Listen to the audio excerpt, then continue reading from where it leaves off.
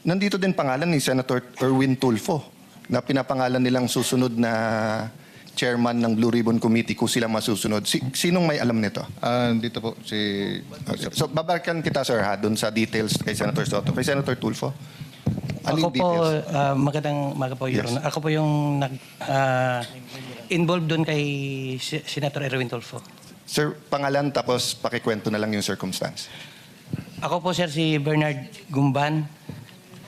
Bali po, nakapag-deliver po ako doon kay Senator Erwin Tulfo ng 2 beses. Yung una po, 2 maleta, tapos yung pangalawa po, 6. Ano yung 2 maleta? Anong size? Maliit lang po, small tsaka medium siguro. Small. Ano ulit laman ng small? Nasa 20 to 25. Okay, and then medium? Yung medium po. Medium ata yung 20 to 25, no? Tama ba? Maliit po. Yung small po, Okay, tapos yung medium? nasa 40 to 50. Okay, so ang dineliver mo is from 60 to 70. Ganun. Okay. Tapos yung pangalawang beses po, Your Honor, 6 na malita na po. 6 na gano'ng kalaki? Halo-halo po. Halo-halo na. Opo, Your Honor. Your Honor. Even assuming small lahat, kung 6 sa 25, at least 150, no? At least.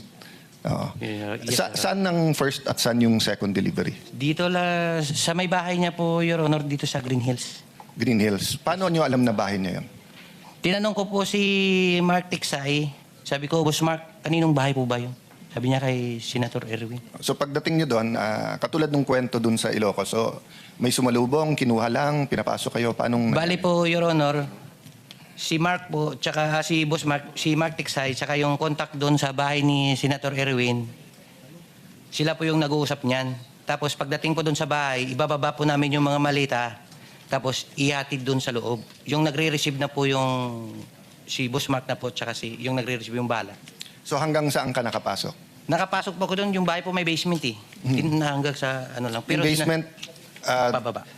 kasama kotse or bababa? Hindi po, Your Honor. Yung malita po, Yung maleta. tinulog So yung sa- kotse, sa parking lang kayo, sa labas lang po ng bahay. tapos nadala yung maleta hanggang sa basement.